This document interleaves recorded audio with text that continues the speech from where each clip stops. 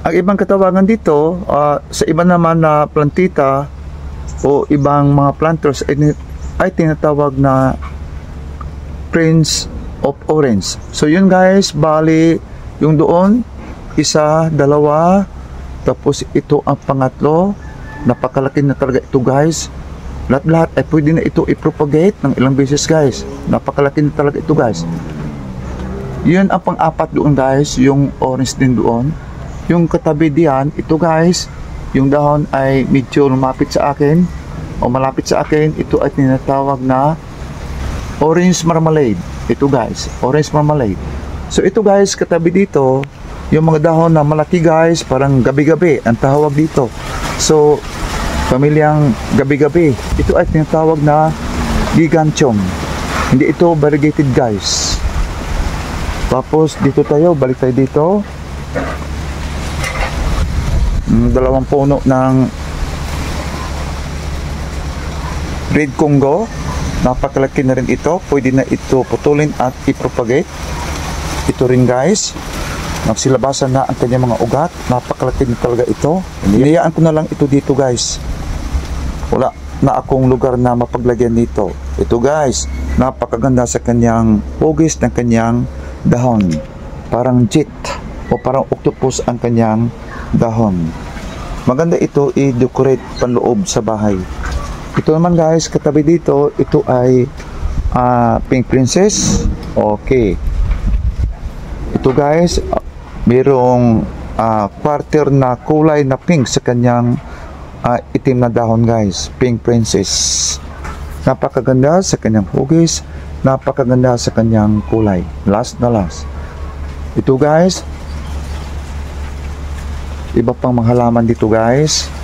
Okay. So yun, i-plus ko muli ang aking halaman guys doon sa unahan. Papunta na tayo dito guys sa bandang gate. So iba namang klaseng halaman ito guys. Nalimutan ko ang pangalan ng halamang ito. Paki-ID na lang. Ito guys. So bala kong pasukin doon guys para klarong-klaro na makikita talaga ang kulay ng tricolors doon. Ito guys. So ito ay tinatawag na Gigantium Blizzard. Variegated ito guys. Ito ang top cut. Napakaganda sa kanyang kulay ng kanyang dahon. May splash na green at puti. At favor ang kanyang kulay na puti sa kanyang green na dahon guys. Ito guys, napakaganda sa kulay o variegation ng kanyang dahon. Gigantium Blizzard. Napakaganda. So iba pang halaman dito guys, baba guys, dito banda, at dito guys pirong aglaw dito banda. So dito sa tabi ng aming doorway, gitawag na mo og pantawan, hindi pa tapos guys. So tinatawag ito na bombastic. Ang iba ay tinatawag ito na Dipinbackia. Ito guys. So last na last, labong ug kaayong dahon guys, tambok ni siya guys. So ang isa dahil sa kanyang laki, okay, naputol guys dahil sa sobrang laki. Meron namang tumubo na panibagong sibol dito guys. Ito. So ito guys, forever rich. Ito guys, sadya ko talagang nilagay dito sa bandang door namin guys. Baka sa surtin tayo guys. Isa ito sa tinatawag na pampasurting halaman. At ito, katabi dito, ang tinatawag na South Yaman. Ito guys.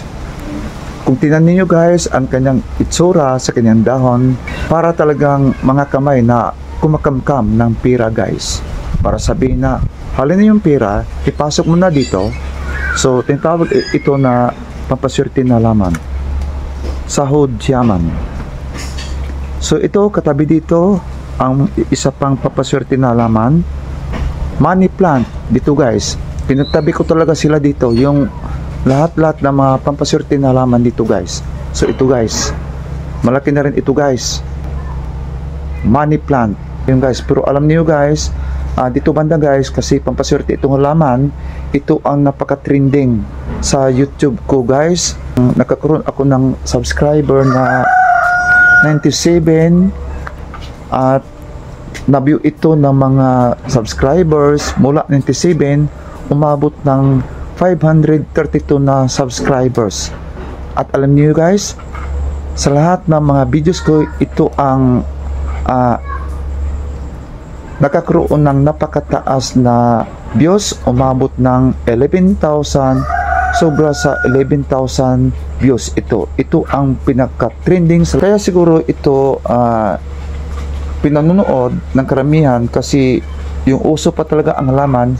Ito ang pinaka-trending na pinag-usapan at dinidiscuss ng mga content creator. Kasi ito ay isa sa tinatawag na pampaswerte na halaman. Iba pang halaman dito guys, pinagtabi ko talaga dito guys. Ito, welcome plant o ZZ plant. Ito guys, iba pang pampaswerte. Ito guys, kung tingnan niyo ang kanyang hugis guys, kung tingnan niyo guys ang kanyang hugis ng kanyang dahon, napakaganda sa kanyang dahon guys. Ito guys, so makikita niyo na maraming dahon sa kanyang stem guys, at nakakaroon ng napakaraming sibol. Ito guys, sikipan ang tubo ng kanyang puno guys. Isa ito sa tinatawag na pampaswerte guys. At ito guys, tinatawag na snake plant. Dito guys, pinagtabi ko talaga dito guys, lahat na pampaswerte na halaman, baka tayo ay susurtiin sa bandang araw. Sana all. Okay, so ito money plant. Okay, ito guys, tinatawag na Monstera Thai Constellation. Napakaganda sa variegation ng kanyang dahon. Ito guys, yung bagong sibol doon guys, nakakaroon rin ng bagong variegation. Hindi pa masyado makikita o ang kanyang itsura ng kanyang variegation. Ito guys, so Monstera Thai Constellation. Dito ko nilagay dito guys sa bright light, hindi direct light, para talagang lumabas ang kanyang variegation na puti. Doon ang napakaraming variegation doon banda sa itaas guys. Hindi ko na maabot sa aking camera guys. Dito guys, katabi dito guys, kasama dito sa aking arrangement, pinagtabi-tabi ko rin dito guys ang mga klaseng halaman natin tawag na Pothos Marble Queen. So napakaganda ito guys. Alam niyo guys, meron din akong video doon sa YouTube. Okay, so bakit pinarami ko ito guys? Ito ay nagugustuhan ko dahil napakaganda ito sa loob ng ating bahay. Kahit hindi mo na ito ilabas-pasok sa bahay, makasurvive ito guys. Kahit walang init guys, nasa loob lagi guys. Okay, proven ito guys na ito ay napakaganda sa loob ng ating bahay. Hindi ka na mahirapang labas-pasok ng ating bahay. Na Gigantium Blizzard, ito nakakaroon ng dalawang sibol. Ang katabi dito ay Black Melanoni Eye.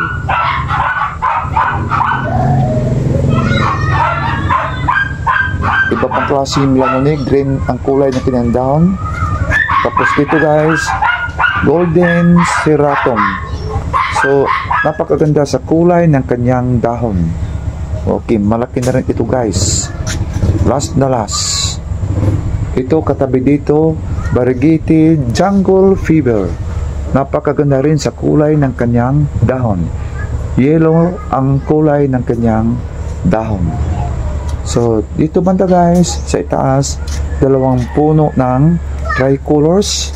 Pwede na ito ikat na maraming beses. Kitang-kita naman ninyo guys, ang kanyang maugat ay nagsisilabasan guys. Ito guys, so kitang-kita ninyo, kahit puputulin ito ng maraming beses para makakaroon tayo ng lahi, pwede ito guys. Ito ang iba namang tricolors. Bali guys, isang puno lang ito noon guys, pero ngayon dumami na talaga ang aking tricolors.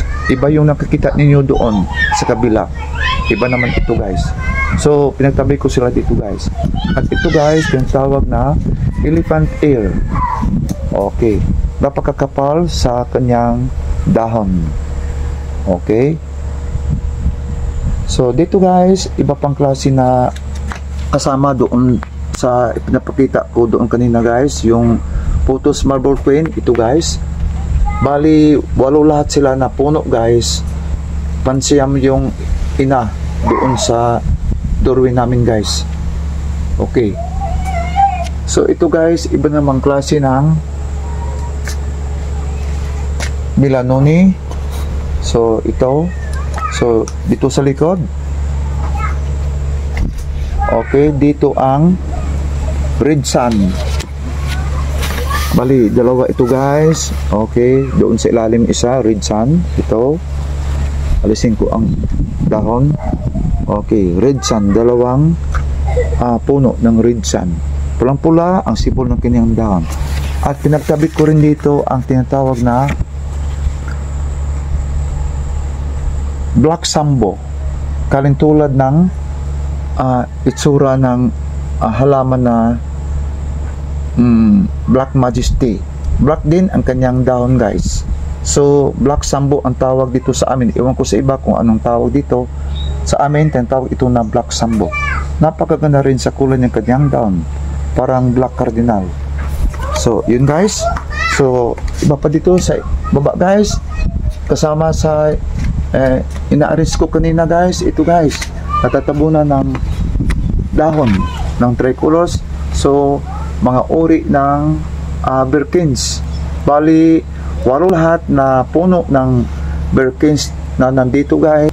Yung ina dito guys. So yun, kita niyo guys. So ito, maraming beses na rin ako guys na nakapagbinta dito guys noon. So ito, Birkins. So yun guys.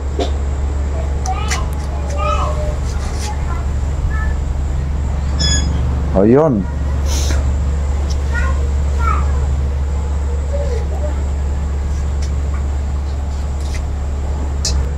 Sobra sa 3 taon na ito guys. Okay, kitang-kita niyo guys, talagang panahon pa ito ng pandemya.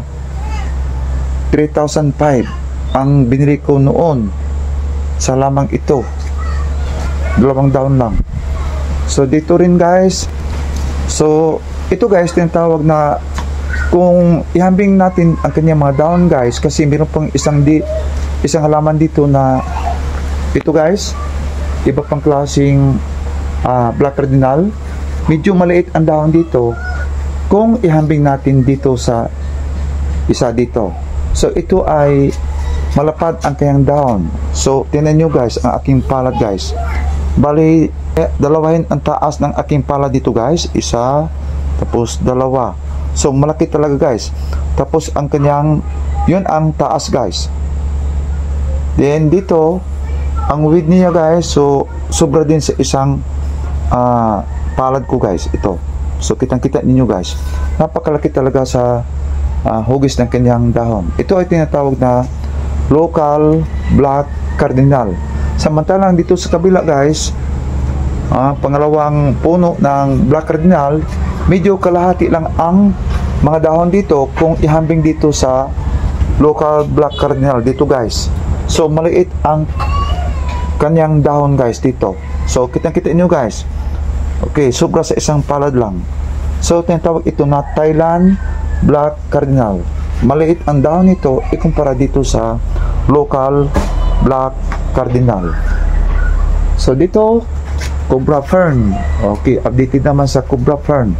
Ilang beses ko na ito ipinapakita sa aking Facebook page kasi hindi ako masawa sa pag-video dito kasi nagugustuhan ko ito at napakaganda sa hugis ng kanyang dahon. talagang parang kubra ang dating ng kanyang dahon. So ito guys, ang pinakaina sa lahat na Photos Marble Queen. Ito guys, pinakaina. Kita nyo guys, napakalaki na rin guys, gumagapang na pataas guys. Sinasandal ko dito sa dingding guys, hindi na makayanan guys sa kanyang pinaggapangan guys, kasi naputol na ang kanyang kahoy na ginagapangan niya guys, kaya sinasandal ko na ito sa dingding muna guys, pagsamantala muna. Kapag may panahon ako, ayusin ko naman ito guys, palitan ng bagong sandalan na ganito. So yun guys, okay.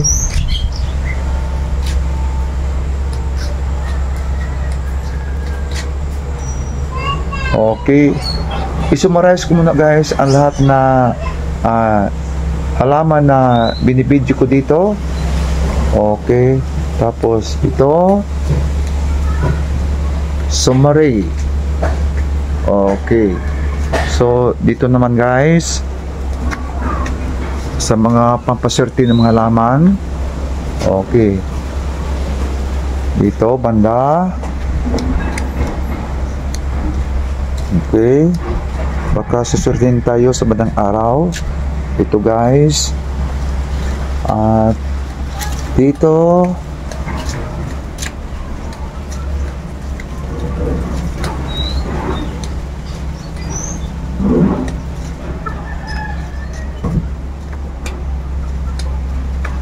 ito guys,